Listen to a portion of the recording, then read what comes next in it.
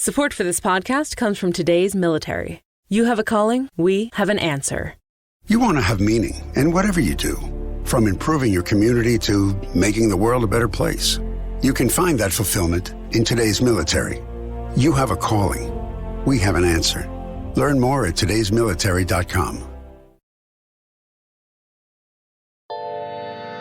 This week on an all-new Going Dork, we look to the skies to chat about the wonderful world of UFOs, specifically the history of UFOs in America. We talk about the beginnings in Aurora, Texas, the Mori Island incident, and of course, Roswell. In the guest seat this week, he is a podcaster, a UFO skeptic, and he recently made some pretty staunch accusations about cartoonist Jim Davis. We'll get to the bottom of that. So stay tuned for all that and more on Going. Pop up in our spaceship, we got Sasquatch and Llama. One's a little shy, but the other's a real trauma. Pinball wizard pinging our planets at most. Another job done, hit the lights, close the blinds. Find a remote, let them know it's true crime, space fly shit. Welcome to Going Dork. Thank you so much for tuning in. We have a very special episode for you today. We are talking about UFOs. That's right, ladies and gentlemen. It's probably my favorite subject, second to dogs, I would think. I'm just going to go with that. But I've seen a lot of movies, television shows, read a lot on the MUFON site. I want to get a very good broad picture of UFOs in America. That's my goal. And honestly, who better to sit in the guest seat this week? He's a podcaster. He has a podcast called "What the Hell Were You Thinking" on the Seltzer Kings Network. His name is Dave Bledsoe. Welcome, Dave. Hey, well, thanks for having me, man. Well, yeah, I've been looking forward to doing this for so long, man. It's one of these things where I have this podcast, which is my love. I love researching this stuff. I love talking about this stuff. And then the other ones, require work and a lot of, this and that. But this, I just love. I mean, Marla too, we're both just huge UFO heads. I don't know what the term is. I'm sure there's a term. Yeah, Zabrowskyites. That's what I like to call them. Oh, there you go. No, I mean, look, over the past 5 years, I do not know how many shows I have done about UFOs and little green men and just, all that sort of stuff. Yeah. Even though I don't know that I actually believe in them, I'm what you would call a certified skeptic. So yeah, I saw that on your notes. I feel like you kind of have to be, otherwise, I don't know. I feel like anybody in this field, a ufologist, which I guess is an official thing now, which didn't exist 20 years, 40 years ago. You can have that job title on your business cards and everything. Yeah. We should have a lanyard, Yeah. But yeah, the entire, I don't know. I just thought it would be a very fun thing to talk about. I know you've done it a lot on your podcast, and you're an avid Last Podcast listener and a beloved member of our Seltzer Kings Network, and former military man, Air Force, correct? Yes. And former New York City cop, and he's done it all, ladies and gentlemen. And yet still, I have not seen a UFO, and I have looked for them intensely. Why won't they show themselves to me? Yeah, I don't know. I think you have to have a healthy dose of skepticism, but you also, for me, I would rather believe in this stuff than, say, QAnon. Yes, or some other idiot. Yeah. At least my conspiracy theories don't hurt anyone. That's right. That's the important thing. Go out in the desert and sit and look at the sky for 4 or 5 hours. Exactly. But yeah, I wanted to just sort of kick off this whole thing just by doing a top to bottom. I think both of us have had enough experience talking about it, reading it, watching movies. I mean, there's a new movie every second. Amazon Prime has 100 of them on there. Yes, literally anybody can put a movie on that. Shit. I know. I've got 3. Yeah, but they're mostly porn. So, but you do a UFO, you'll get rich. Exactly. Well, it's porn UFOs, and you get the little beaded curtain at Amazon Prime. So we just did an episode of Danny and Mike with a porn star, and you just planted a seed there. UFO porn. OnlyFans, here we come. That's right. Special OnlyFans account. But let's kick it off. What was your genesis for the interest? Where did it start with you? I mean, from the get-go, from when I was a kid, I loved scary movies. I loved UFO stories. I loved monster stories, cryptid stories, you name it. Obviously, I don't know when it started. I guess it was like ET-ish or maybe before. Yeah. That's where the original Alien, the OG. That's where a lot of people started. I mean, obviously, I was huge into sci-fi growing up. Going back to the original Star Trek, but it was always just like, oh, it's a hobby, whatever. Yeah. And then when I was in the military, I would work midnight shifts and I would listen to Coast AM with Art Bell. And that was it. I mean, I didn't really believe, but when you listen to Art Bell for like 6 hours a night talk about, UFOs, you're like, okay, maybe there's something there. Oh, yeah. Well, that's a big one, too, as far as creating this huge movement as far as behind ufology. I mean, Art Bell is the grandfather, I feel like, of the podcasty radio version of UFOs.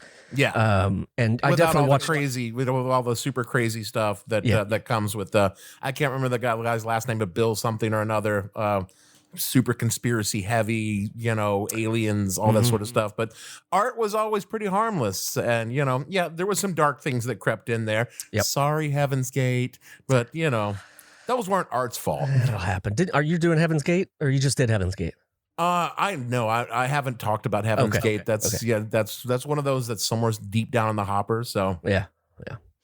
Well, so I guess back to the origin story. I was always a big fan, and I think reading some of your notes and some stuff, it feels like it was very similar as far as like, gravitated towards those movies. Really like sci-fi. Obviously, when X-Files came out, that sort of was a whole nother level. Oh yeah, and definitely. It's weird to think of all these little levels that is this life that it's lived since 1800s to now, which is kind of the scope what I wanted to talk about. But I don't know if you had any more about sort of like the origins with you, and is this something that you remember as a kid?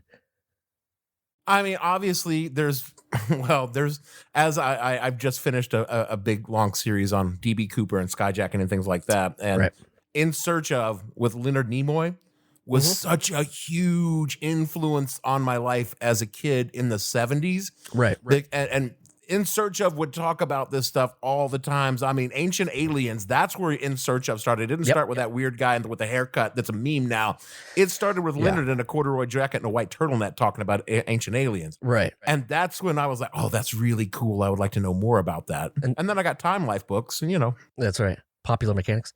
I just subscribed to Popular Mechanics today, and this is completely out of left field, but if you want a magazine publication that's been talking UFOs for 75 years, get Popular Mechanics. Exactly. Maybe even build one. And seriously talking about it, not like, like Weekly World News, like, this is what we saw, this is what was seen, and this is what we think. Yeah, their latest thing is about bending space and time, which I thought was incredibly interesting. Now, there's stories like that pop up everywhere all the time, but on Pop Mechanics, Pop Mech, it's at least got some science behind it. Yeah, and trust me, we're gonna get to that later on when we start talking about the Tic Tacs and things like that, about how that stuff is going on. I kind of wanted to end on sort of ramp up to that, especially with your military experience and yada yada. But absolutely, I do remember that show. But the show that for me that started it was Ripley's, probably, when the Ripley because Ripley's was right after that. I think they sort of stole their thunder a little bit, right? Absolutely. I mean, Ripley's kind of just like came in there and like. You just basically just picked up where In Search Of left off, and then Unsolved Mysteries picked up with Ripley's, and it's like a baton handoff. Yeah, isn't that weird? The show with Jonathan Frakes from Star Trek in the 90s. I can't remember. I wasn't watching it by that time, but Yeah, I don't remember that one, but yeah, I don't know. It grabbed me as a kid. I would watch everything. I honestly have rented every horror movie at my local video store on VHS and DVD. I've rented all the sci-fi stuff. It just grabbed me and it never let loose. And I grew up about an hour and 10 minutes from Wright Pat. Oh, Hangar 18. So Hangar 18 is right over there. But we used to see shit flying all the time. Fighter jets and just random we saw the B-52 once, or the wing, whatever the wing one was. The B-2? B-2. It just randomly flew over our house one day. We're in the backyard playing ball, and we're just like, what in the But yeah, so I think we should start. Maybe let's just start with the 1800s, sort of the first, I guess, recorded. Not the very first. I mean, if you want to go all the way back, you go to Ezekiel, but we'll skip ahead to the 1900s. So. Right. Well, at least late 1800s. Yeah. I feel like the Aurora crash is where we should start. That was 1897. Aurora, Texas. Aurora, Texas. It says the little headline is, the Aurora, Texas UFO incident reportedly occurred on April 17th, 1897 in Aurora, Texas, a small town in the northwest corner of the Dallas-Fort Worth Metroplex. The incident, similar to the more famous Roswell, reportedly resulted in a fatality from the crash. The alleged alien body is reportedly burned and buried in an unmarked grave at a local cemetery, which we should do a road trip 100%. Yeah. So Aurora... This was one. I mean, I think Aurora sort of gets swept under the rug a little bit just because of Roswell and how big that was. But I want to read a little bit from the newspapers of the time because it's just a bit of a mind fuck. I think I saw the one what you're about to quote, but go ahead. Yeah, it's around 6:00 in the morning. The early risers of Aurora were astonished at the sudden appearance of an airship which had been sailing through the country. It was traveling due north and much nearer to the Earth than ever before. Evidently, some of the machinery was out of order, for it was making a speed of only 10 or 12 miles an hour and gradually settling towards the Earth. It sailed directly over the public square, and when it reached the north part of the town, it collided with the tower of Judge Proctor's windmill? Yeah. And went to pieces with a terrific explosion, scattering debris several acres and wrecking the windmill, water tank, and destroying the judge's flower garden. Oh, no. Oh, no. Concern it, damn aliens coming down here. As I started researching this, what I found fascinating is that this was not a unique experience. At the same time, all over the country, there was a spate, a flap, to use the actual term, of airship sightings from California all the way up into New York. 1897? But from like 1895 through 1902. Interesting. Now, Aurora is the only crash of them, but yeah, and the only that would be a close encounter of the second and third kind, if you're going to use the parlance. But people were spotting what they were calling airships all over the country for years, for like 4 to 5 years before the Aurora crash, and kind of the same way that people were spotting flying discs before Roswell. So this was not limited to Aurora, but Aurora definitely has the distinction of being the first crash of an airship or an unidentified flying object or something like that. Gotcha. Yeah, I know, and you had mentioned before, like, I know there's some in, like, you know, some theories that it's, you know, in the Bible, and it's in all these ancient texts, and scrawled on cave walls, and, you know, people holding little suitcases that they that look like astronauts, and so I don't know. Yeah. So, like, source material wise, I'm going to reference a lot of this documentary called Above Majestic. I don't know if you've seen this yet. I have seen it listed on Amazon, but I haven't watched it. You have to watch it. It's basically, and there's a few documentaries that do this, but it starts, you know, it usually starts around the 40s, just because obviously that's when Roswell happened, and that's where sort of people think that the big contact happened. But I just feel like it, from top to bottom, this documentary for me, it just takes you through 1897 to like yesterday, basically. And it starts with these sightings and a few crashes, and or one big crash we just talked about, and then it basically can get all the way to like explaining why JFK was killed, which is a stretch, I know, but it's just, you know, nonetheless, no, that's fine. I could clearly, the aliens killed JFK. That's why, you know, we could never prove that Lee Harvey Oswald was acting alone. Glocksaw got him from the zapper from the grassy knoll. So, I think absolutely. In this documentary, at least, it's more of like, they think that he knew and was going to release the information to the public. That's why they killed him. I hear those green moon pussy that I can get if we just admit them to the civilization. So that's what we're going to do. That's it. I apologize to the listener for my JFK impersonation. It's never good, and I keep doing it anyway. Please. Keep it up. Maybe we'll have another appearance later. Yeah, so I don't know if there's anything else you wanted to talk about Aurora, but it just was this huge, I mean, even if you try to think about the 1800s and 1897, and just how life was, and just seeing, I don't know, it's just, I feel like it's just a mind blower. And there's a few. Clearly it was. Yeah. Because none other than Charles B. Pierce himself, the director and producer of The Legend of Boggy Creek, which is a masterpiece, encrypted documentary film, produced a movie about Aurora. And I'm going to play just a little bit of the trailer for you because I watched this god-awful movie. And wow. Yeah, if you're... Aurora Encounter. The difference between what is impossible and what is possible is in what you believe.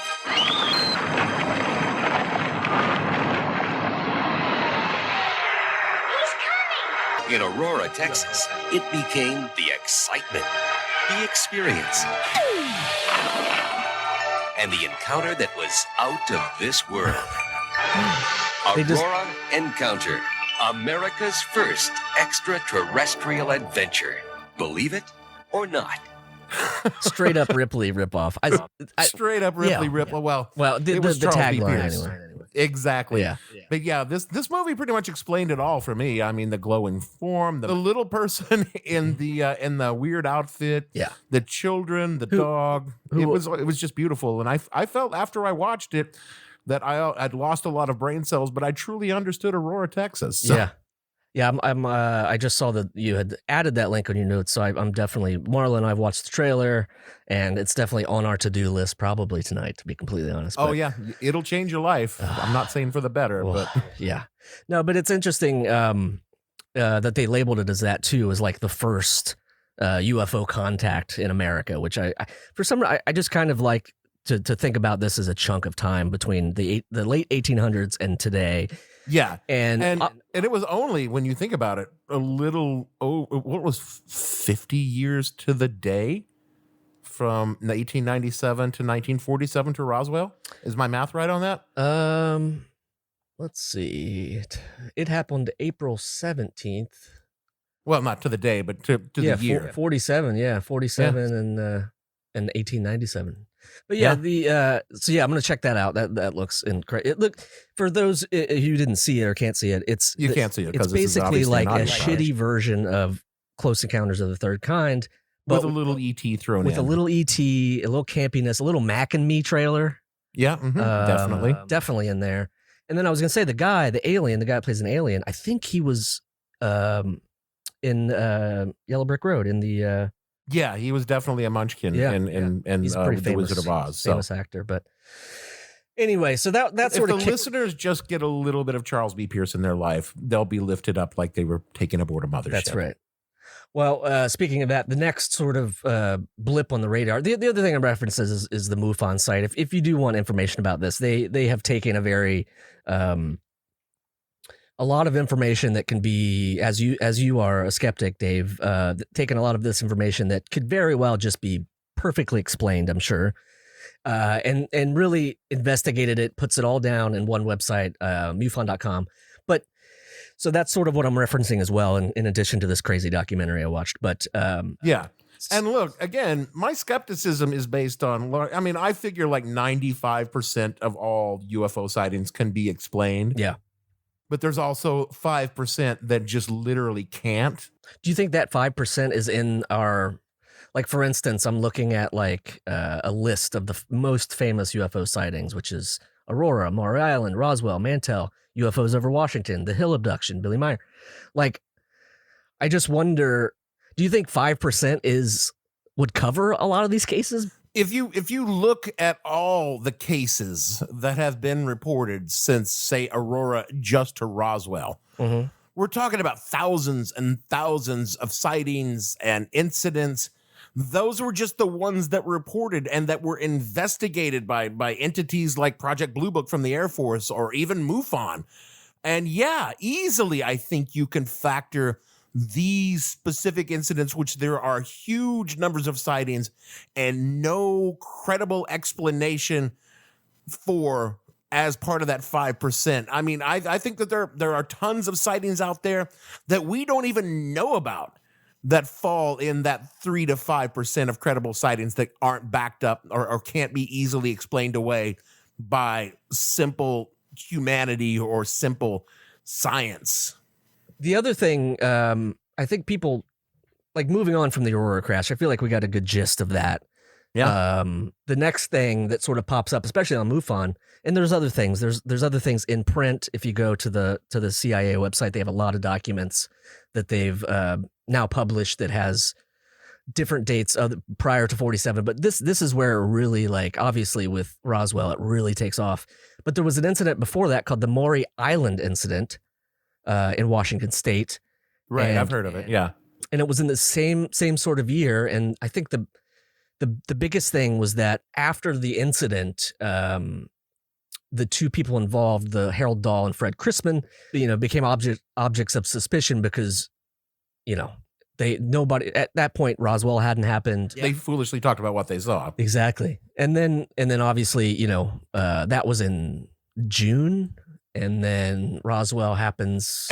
When were the sightings of the guy, the pilot that saw them over the Washington Mountains? I can't remember his name right off the top of my head, but they generally the beginnings of the flap at that time that put UFOs back on the map. He was a pilot that was flying over the mountains of Washington that saw a UFO and reported it over the radio, and kind of kicked off the craze that Gotcha. And it was right around. It was before Roswell, because that is why I could look it up, but somebody will know. And honestly, if you're listening to a podcast and don't have a moment that you throw your phone at the wall, you're not listening to a podcast.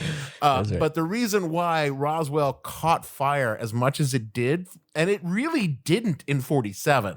Mm-hmm. In 47, it was a week or so of news in the local papers. Yeah, come back up to the 70s, but. Mm-hmm. But that's what made Roswell newsworthy back in 47, was that this guy had already seen this and reported these objects flying over the Cascade Range, and that had made the news. And then 6-8 weeks later, you had Roswell, and for whatever happened out there, and I don't know what happened out there, you put unidentified flying object or flying disc in a newspaper and a press release, and you're gonna uncork a bottle that's got a genie in it that's going to be really hard to put back in. Oh, yeah. And the Roswell tourism industry thanks them because otherwise it probably wouldn't exist. But yeah, absolutely. I mean, exactly. I enjoyed my trip to Roswell because there is nothing there but the Ufo Museum. Yeah, so. I want to talk about that because it's on. I keep saying Marla and I, but it's on our to-dos is to do a nice little swing out there and do Roswell and do Skinwalker Ranch possibly, or at least drive by and yada yada. But so what's the vibe out there? I know it's a lot of I mean, cheeky, it's miles and miles of meth. Mm-hmm. This was also the 90s. It's probably changed a little bit. It's probably more meth. But yes, you hit the Roswell city limits, and immediately it becomes UFO Central. Mm-hmm. And the town itself is obviously cashing in on the name, which they should. The UFO Museum there in 1997, when I was there, was small and basically a place to buy T-shirts and tchotchkes. Right.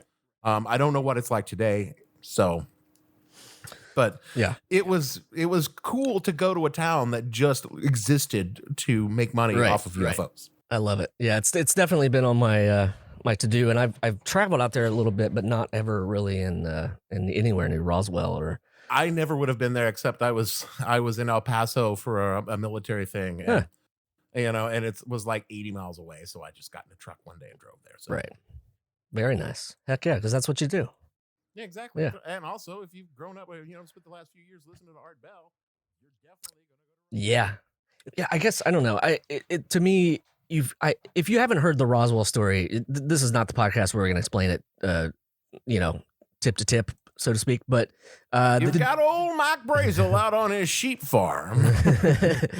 But Yeah, so it's the mecca of UFO. Obviously, it's the mecca of UFO lore. It's obviously a tourism booming it's tourism like the industry. UFO story in America. I would say Area 51 is the mecca of UFOs. That's true, but it's all connected. All of that stuff is connected. Yeah, exactly, and they're not that far apart. Right. So, yeah, so that really brought it into the mainstream, and I know you had wanted to talk about a little bit of, and we did a little bit of the 5%, and most things can be explained, but it's funny how it just like wildfire grew after this. And really, there's not a lot between the 1900s and 1945. And whether that's to do with, a lot of people think that it's the nuclear bomb. We signaled aliens to come back. They came back, which had already been here, and, because we were going to destroy ourselves. I if something happened at Roswell, and I lean towards something did, just because of the changes in society. Right.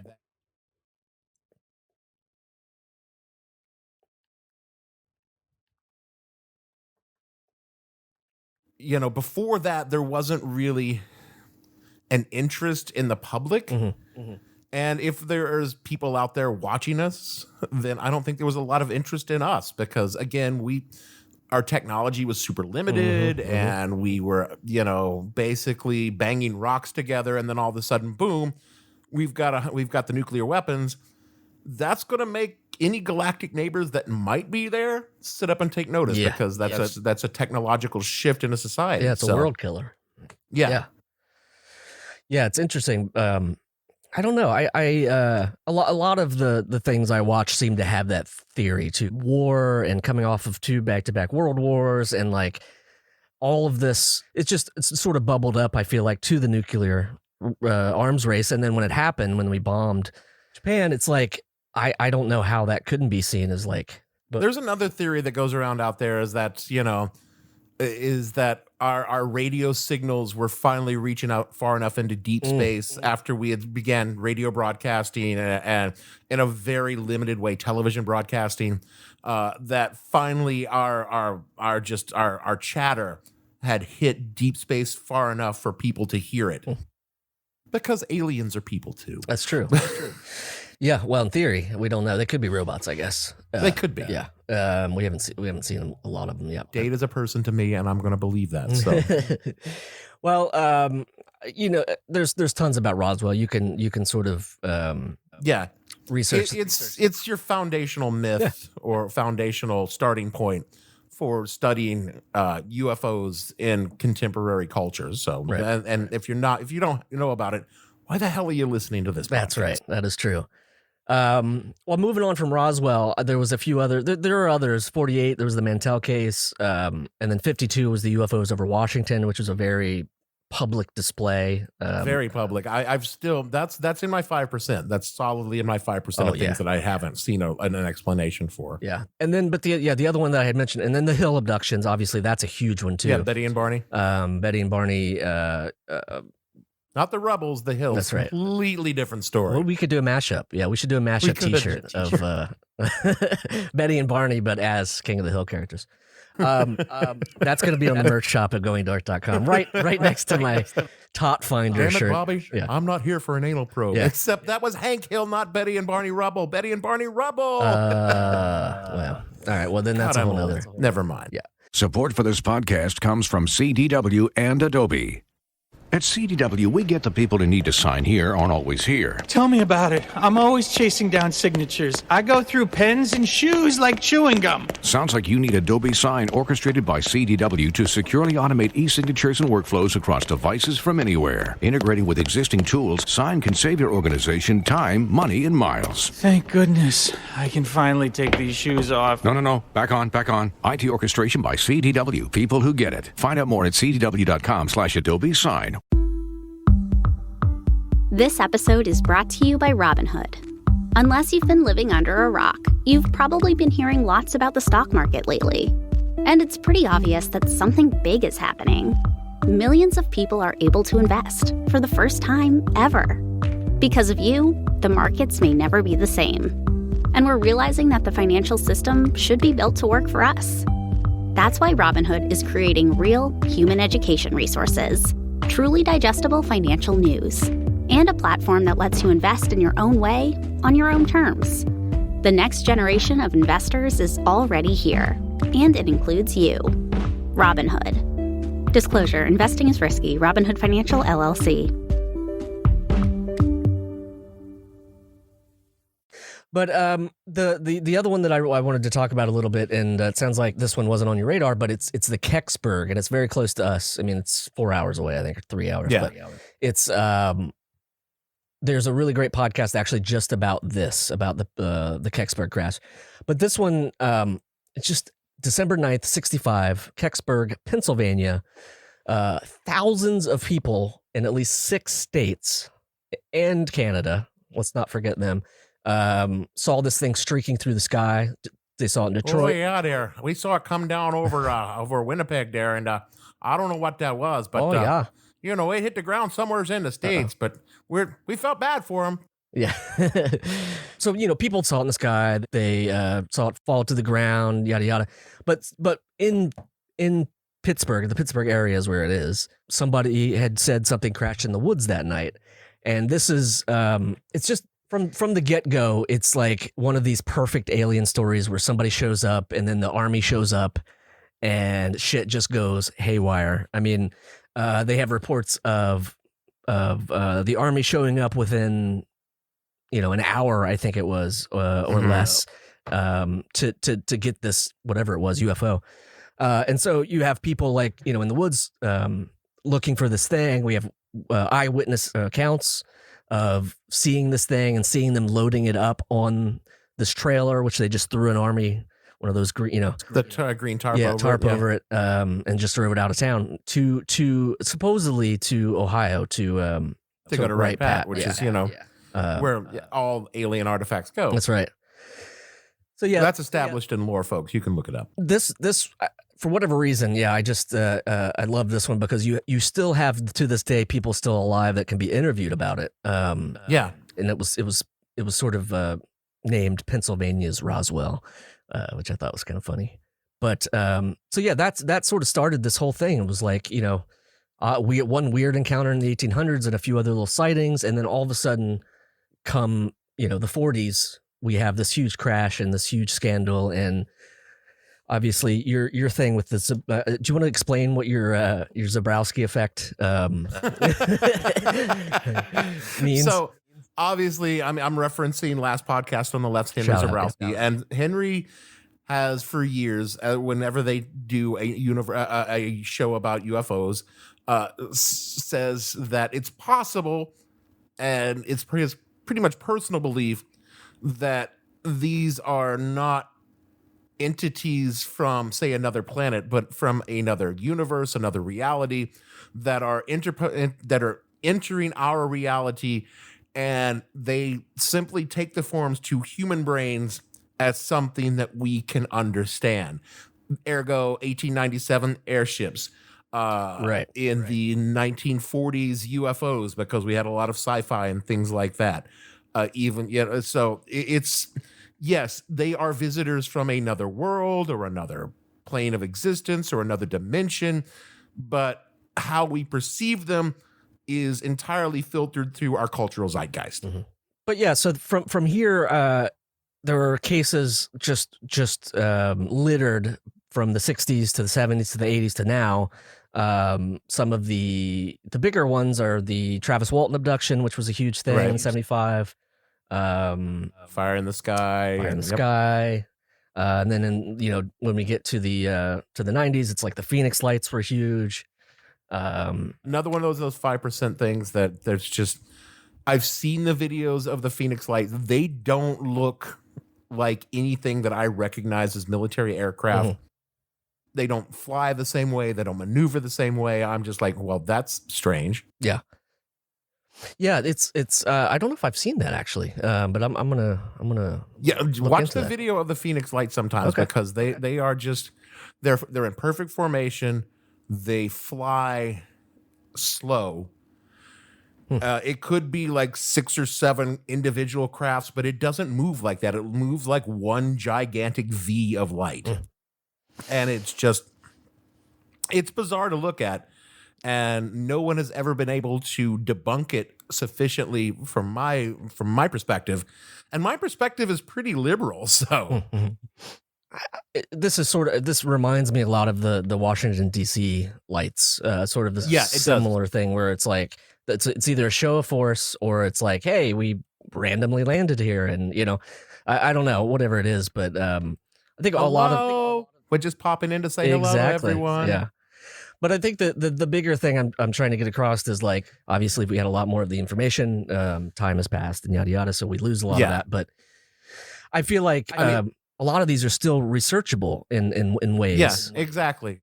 One of the things that I wanted to talk about is over Halloween last year, I did a big 2-parter on What the Hell about the Bentwaters UFO incident back in 1980. Okay.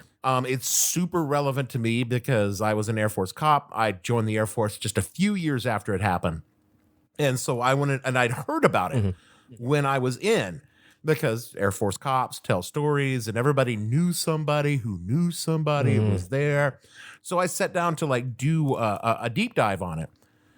And what I found when I started looking at the research was that I had so many explanations for what happened at Bentwaters, which is like a huge, for those who don't know, in 1980 in Bentwaters Air Base in the UK, there was a big UFO sighting that caught the attention of the media in Great Britain in a big way.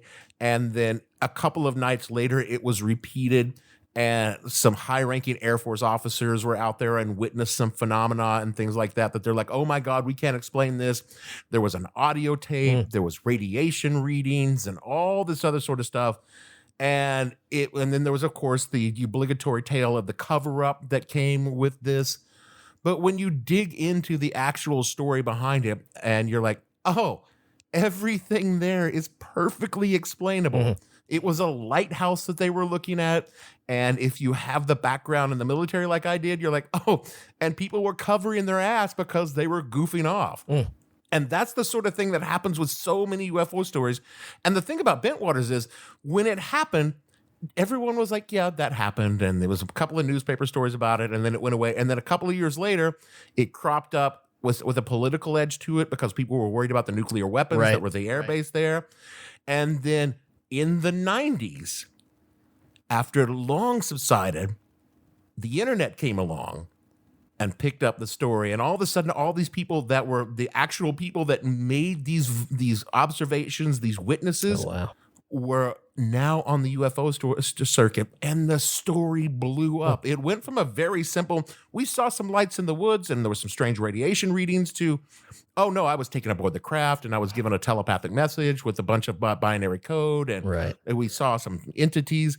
And that didn't happen until the X-Files and the internet. And this is the problem with so much modern UFO stuff, is it gets inflated so dramatically. Yeah. Not because they're lying. It's because they want to believe this stuff. And they feel compelled to make the story better. And, they make a few dollars on the circuit. That's right. And it's the Rendlesham Forest incident, I think it was. The Rendlesham Forest was the official name. Is the actual name of it. I use the military base name for Britain's it because Roswell. Yeah, everybody has one. Exactly. I'm sure. Yeah, we'll have to go and check out some other countries, but I'm sure they have them.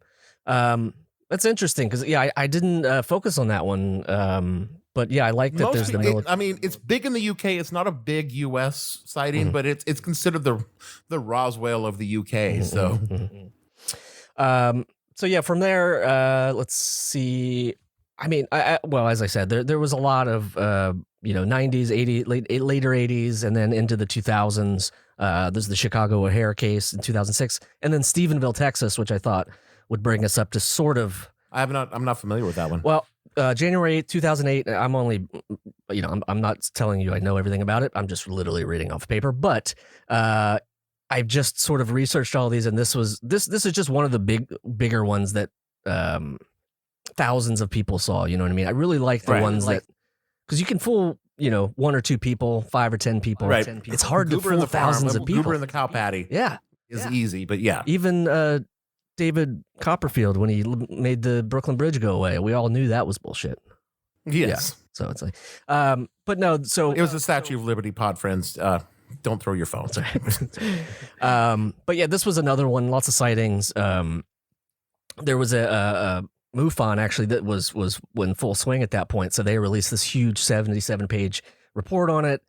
And there was radar analysis done. There was, it was George W. Bush time. So it was sort of, we were in the midst of all that garbage with him. Yeah. And everybody's primed to suspect the government again by this time. Yeah. So I've always thought about doing I have this weird theory. I don't know if this is going to fit with this, but I have this weird theory about sports and championships specifically, and cities winning them after horrible things have happened. I want to do I need a room. I need an empty room with some yarn, some red yarn, and some cork boards, some Post-its, and some thumbtacks. Yeah, I think there's something to it, but that sort of plays into the larger theory of what I was my point of the this whole psychic connection to UFOs and things like that. Right, and that they're more ingrained in our society than we may think, is in my estimation. But back to the source material, that documentary sort of takes it from the 40s to modern day, and it's just like you can see this trail of events starting from the 40s and the nuclear era to presidents to assassinations to cover-ups. Right. It's one of those things that I'm hypothetically open to but don't believe is that there are, for lack of a better word, psychic energies in the universe that bind all of these things together, both positive and negative, and they might balance each other out. So, again, this is something that I've got a brain full of esoteric knowledge about all this crap that I don't actually believe in, but also I can't get it out of my brain either. Right. So I'm not willing to discount this theory in any way, shape, form, or fashion. So I just say we can't prove it, so I'm not going to believe it. Right. Well, that leads me to the other. I wanted to talk a little bit about modern day stuff, and this is where things get interesting. Things get a little crazy. We obviously, everyone knows 2017 there was a video released. People thought it was fake, and then finally the military came out and said no, that was real. Well, that's only because the guy from Blink 182 gave it out. I mean, who thought that Blink 182, great band, was going to be the guy to break this? So. I mean, I would have never guessed that. I don't know who would have. Although they did have a few alien songs in there. They did, in his defense. But yeah, I don't know. These sort of newer sightings of military. I really wanted to get your input on this because I feel like someone with a military mind, someone who spent a lot of years doing that. What's the disconnect? Like what does it take for this to happen? That's my question. Is like, I know the military is all about covering up and keeping a good, making America look the best it can. And, we're always the helpers, we're never the hurters. But that's not necessarily the case ever. Ask the Afghanis and the Iraqis about that. But no, all right. So let's go back to first places on this. Obviously, the gimbal, the Go Fast videos, they came out from the Navy. Oh, the Navy. They were released in 2017 and were taken as far back as 2003. Now, what happened in the early 2000s is that the Navy upgraded the radars on its F-18s. Okay.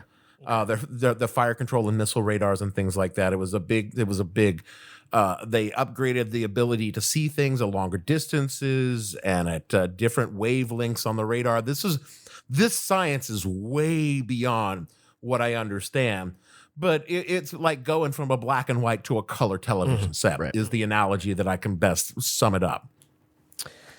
So back in 2003, the Navy is doing training exercises off the coast of the Atlantic down around North Carolina, South Carolina, in that area. And this is for the Go Fast video, the original Tic Tac video that you might have seen. one of the cruisers is getting these weird returns on their radar. And so there's an aircraft carrier in the area with a training flight going on. So they dispatch a couple of planes to fly out and see what's going on. The planes fly out there, and their radar starts picking up this weird signal. They can't physically see it; it's too far away. And so they start going on an intercept course to this thing. And their radar, and then eventually their gun cameras pick it up as part of their target tracking thing, and this thing is just doing some wild shit. It's making 90-degree turns. It's stopping on a dime. It's hovering. It's going 1,000 feet up, and then against the wind at 120 down. knots to the west.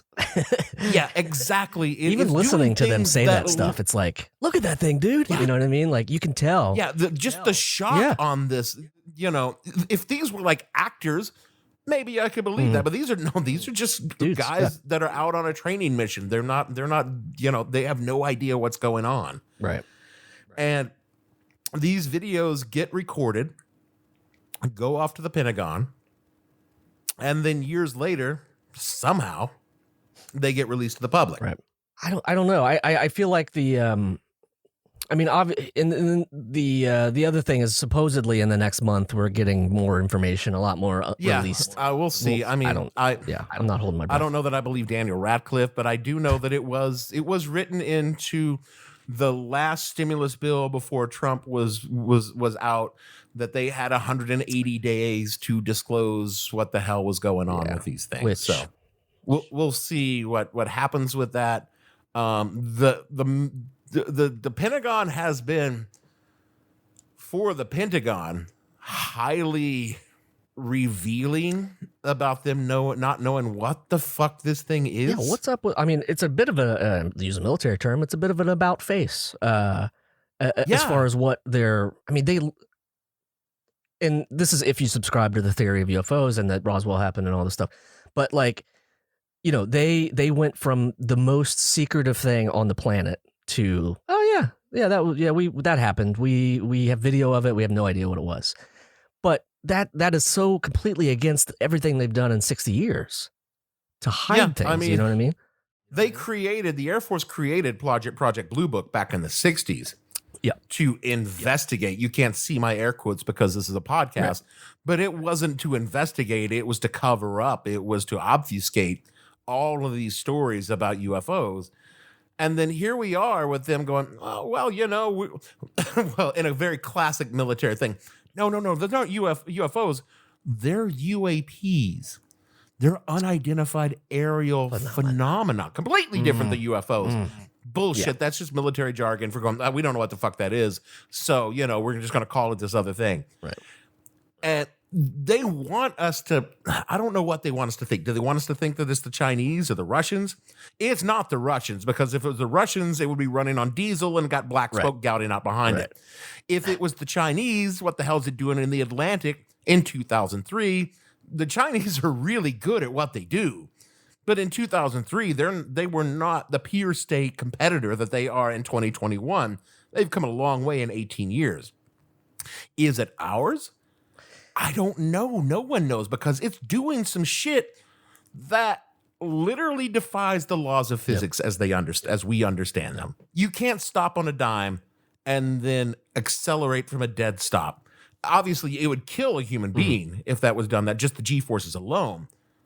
But even if it's a drone, a UAV, you still the acceleration curves are just not possible as the way we understand gravity working in this universe. Right. You can see I get a little worked up about these things. Oh, dude, Harry. I'm going to quote Harry Reid, which you can. But he was oddly enough, he's one of these people who have sort of taken it seriously. His response to those Navy videos were, I'm glad the Pentagon is finally releasing this footage, but it only scratches the surface of research and materials available. The U.S. needs to take a serious scientific look at this and any potential national security informations. The American people deserve to be informed. Yeah, absolutely. But that should have happened in 1947. He's got no reason to cover it up anymore. Right. So. Right.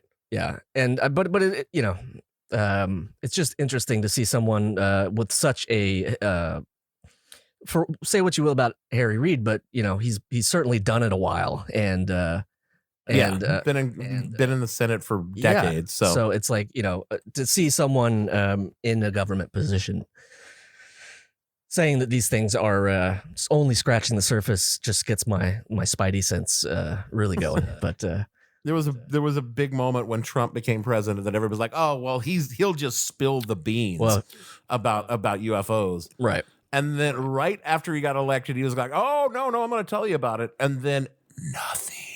Yeah. He had other shit. Did he meet Glaxor? And then nope. When you're constantly closing doors behind you to try to avoid litigation, I feel like that takes your time up rather than releasing the UFO things. I feel like he was always on. But also, if I wanted to divert from the constant shitstorm that was my presidency, I would just say something, and I don't know what that means. Either there's nothing there that they knew, or what I personally believe is that the Pentagon is like, we're not telling him shit. Yeah, I mean, we already know that those two agencies did not fare well together. During the Trump presidency, so it doesn't surprise me. I know that everybody, the people think that we're on the verge of disclosure.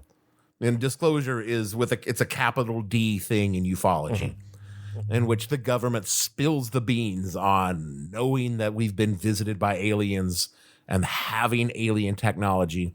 I don't believe the government would do that. I believe they would give us just enough to shut us up. And I also very much believe that the government, and this is something that I speak from my limited experience in the military. And you talk about me being in the military. I was nowhere close to any of this stuff. I was a doofus guy on an Air Force base that mostly spent my time trying to stay awake at night. Right. But I do know that the government loves to divert you with one story to cover up a story that they don't want you to know. So, maybe Roswell's a perfect example. The original story about Roswell, as the government told it, was that it was a weather balloon. Right. And then decades later, they were like, oh, no, we just told you it was a weather balloon to hide the fact that it was this acoustic balloon that we would float way up in the stratosphere to listen for Russian nuclear explosions. Which story is true? I don't know. I don't know, because the government builds lies upon lies upon lies. And whatever they tell us whenever this report comes out, I just suspect that it will be with, just another lie wrapped around some misinformation and some utter bullshit. You don't think that they've, I can't think of a better phrase, but gone clear on that's a whole nother thing. But you don't think that the government has gone clear on UFOs and just been like, all right, well, it's a new world. No. Yeah, I don't think so either. No, I don't. And I don't think they ever will. Yeah, I'm sure there's security issues. There's just imagine if China had this technology and we didn't. If Russia had this technology and we didn't. They would far rather us believe it was aliens than that either China or Russia had it. Right. Yeah, and I don't know. I always go back to Tommy Lee Jones in Men in Black. Yeah. A person is smart, people are stupid. And if people knew that we had contact or we had alien technology, they would lose their goddamn mind. Yeah. That being said, I could be wrong. These Tic Tac videos are compelling evidence that even if they're our technology, they are so far ahead of where we think we are technologically speaking. Absolutely. That it almost implies that we got the technology from somewhere. I think that, that's the microwave technologies, and then circuit board technology was the huge, that changed everything in our lives. Everything has a circuit board now. The reason I think that there might have been something in 1947 at Roswell or wherever was that our best computer was a building. And then within 20 years, it was a room. And 20 years after that, it was a box. 20 years after that, it was a phone. I mean, that is an astonishing leap forward in technology that has never been paralleled in human history. It's just, it took us thousands of years to go from bronze to iron, and then iron to steel, and then from, steam to electricity was hundreds of years. Yeah, we've been on an accelerating curve, but not like that. I don't look again. Maybe I'm buying into the nonsense of the conspiracy thinking about UFOs, but I've also lived through it because at 50 years old, now I'm seeing technology to me that seems damn near magical. If I'd have seen it as a kid. I mean, wireless charging on a phone is something that I never thought I would see in my lifetime, to be completely honest. Yeah. It is literally power going through the air. Yeah. So I don't know. I guess that sort of leads us to, we're getting towards the end here, but leads us to, I kind of just wanted to pick your brain. Let's just assume that these documents come out in a month or whenever it was. Okay. And not only did we recover alien spacecraft, say from maybe the moon landing or whatever else, and possibly Mars as well. There might, people say that there's stuff there, but let's just say that they come out in 1 month, and the major announcement is we are not alone. I'd like to hear your input on like what that does to a society. I think it upends human civilization entirely.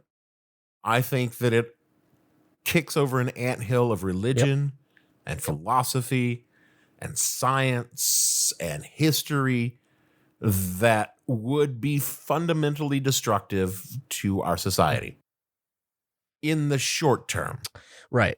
I cannot imagine my parents, who were both very religious, embracing the idea that we are not alone in the universe.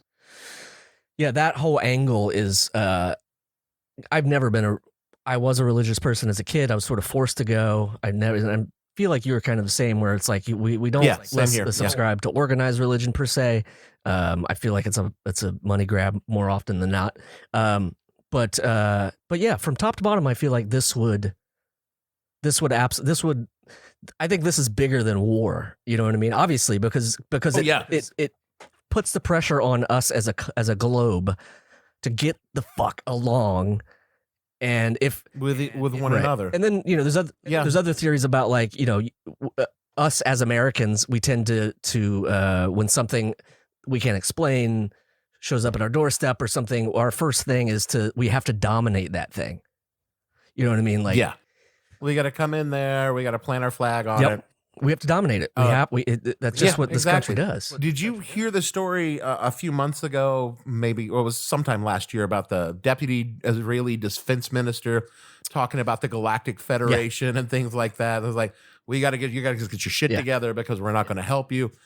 If that was the case, if we found that out in a month.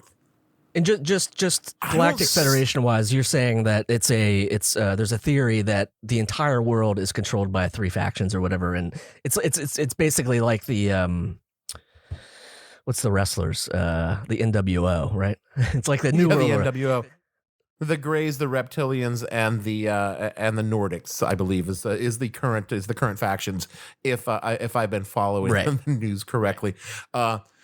Even if it was the most benign interpretation of this, and it was like some Star Trek Vulcan-led Federation of planets that are like, we want to welcome you in, but you guys are still ruining your planet. You shoot first, always. You shoot first. We can't even land there to do our anal probes without somebody taking a shot at us. We're having butt problems out there in space. We just need some help. You won't even let us fix our butt problems. Yeah. No, I'm not confident that we would deal with it well. I would love to be proven wrong. Yeah. And there is also the theory that all these years of science fiction has been intentionally indoctrinating us to be more receptive to this information. Which is the cover-up stuff. That 50 years or whatever of covering up Roswell is like, that's the point. Is I'm sure, Exactly. To which I would point to Jules Verne and even the Bible.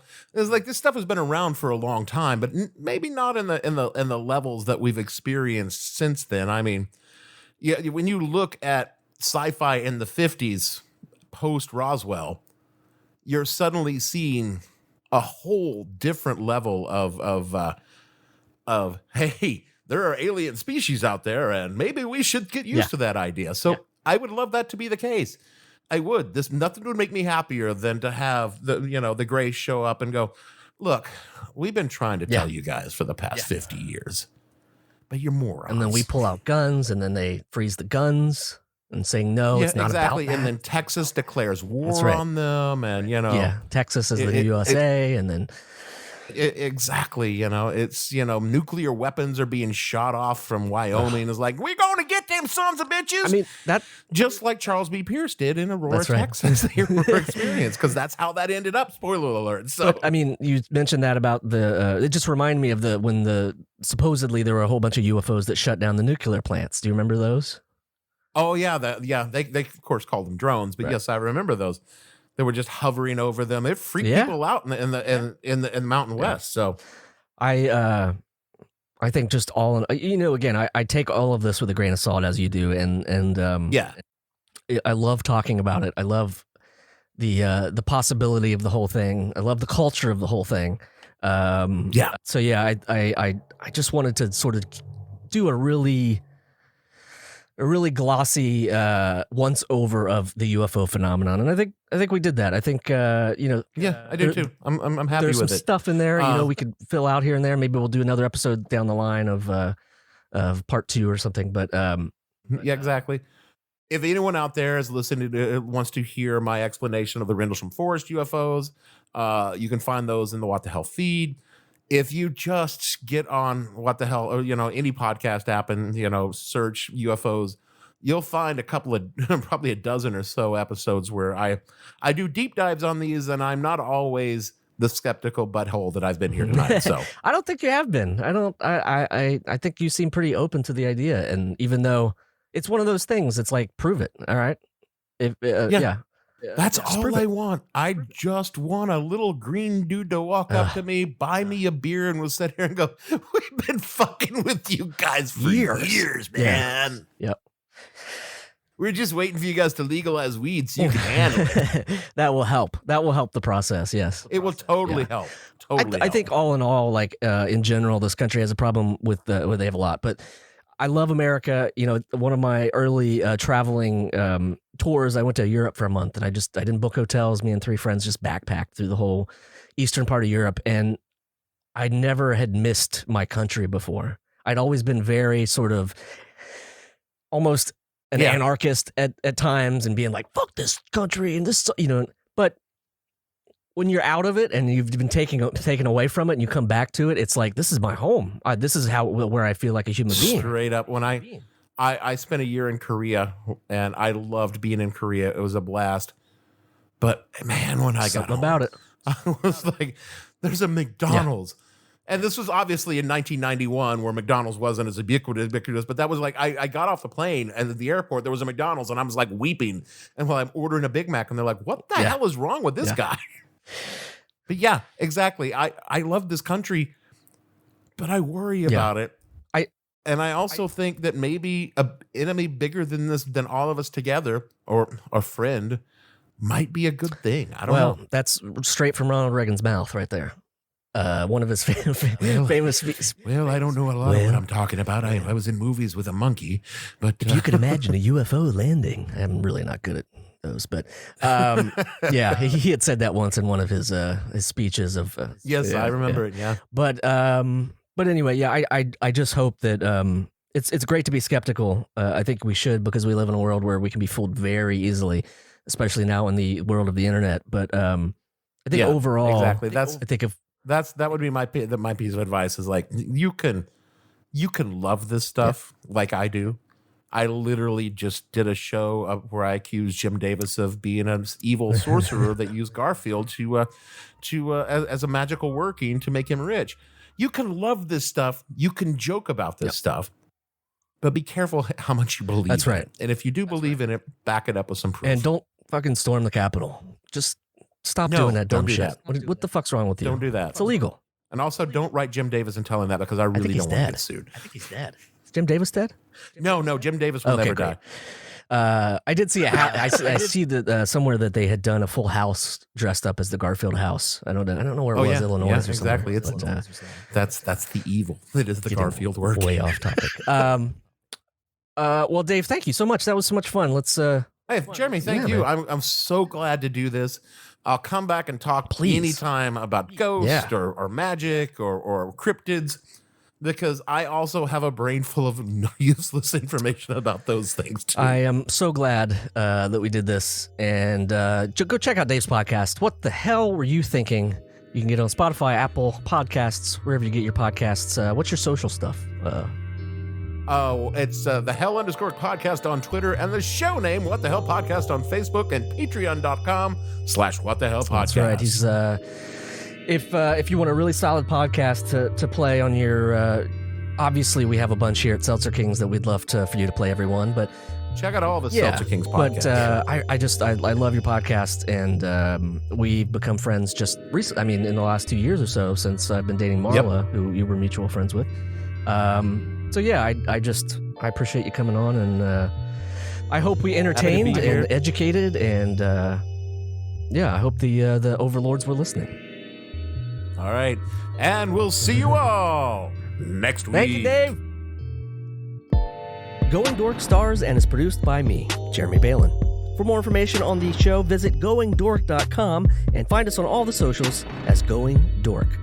We are a part of the Seltzer Kings family of podcasts. For more information on them, check out seltzerkings.com. And if you want to continue the conversation, give me a shout on my socials at Remy Balon on most things, at Jeremy Balon on the Instagram. Thanks for listening.